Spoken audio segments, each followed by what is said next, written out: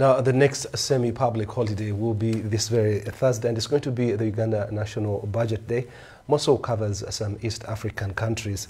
This budget reading slated for this Thursday, the Uganda Debt Network Programs Director, that is Julius Kapwepwe, says that with this budget, there is need to be to put up a revision to cater for emerging issues, including the real economy as wanted by the president. Otherwise, drafting a budget has become a ritual.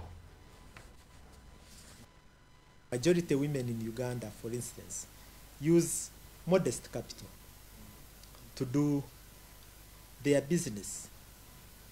That has been wiped away necessarily by COVID, either by their families eating off that little capital or that capital altogether being eaten off by COVID situation. You don't have clients, therefore you cannot make the money.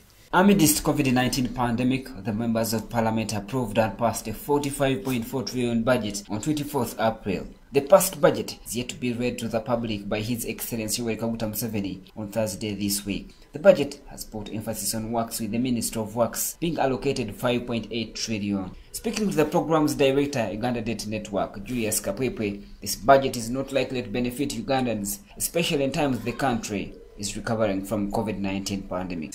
The budget has remained largely a ritual based on incremental budgeting. That yesterday, if you had 100 shillings to this sector, just add the 20 this coming financial year. And we think that that type of behavior is erroneous.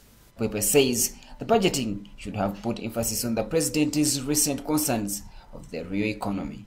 With direct finances, for instance, what the president has talked about as the real economy.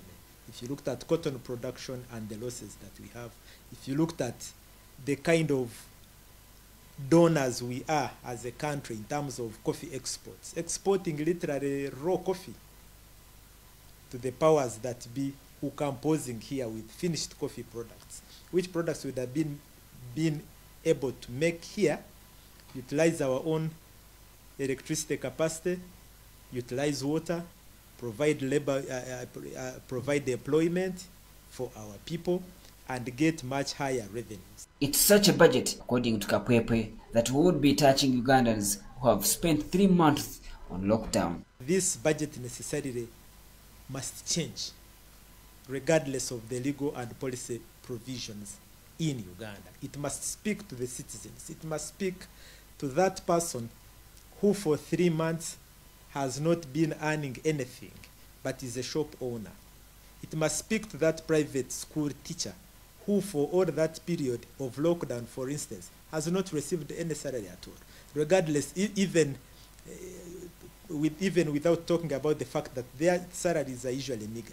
While the budget has 4 trillion shillings allocated to paying interest, Uganda Network Programs Director says the country should stop borrowing before laying strategy of how the borrowed funds will be used, avoid accumulating interest.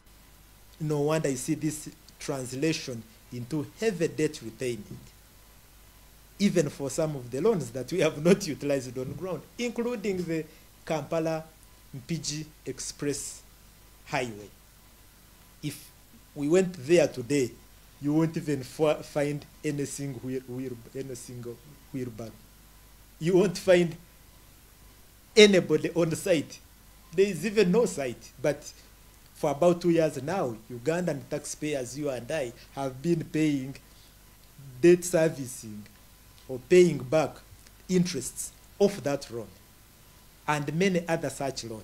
This year's budget has been increased from last year's 40.1 trillion to 45.4 trillion. Much of this budget will be financed domestically, although Kapwepwe says this is likely to change with the economy already being stressed by the coronavirus pandemic. If you looked at the current budget, the way it has, for instance, treated corporation tax, the way it has treated pay as you earn, it's like it is business as usual, whereas not. It is no longer business as usual. We must go back square and be able to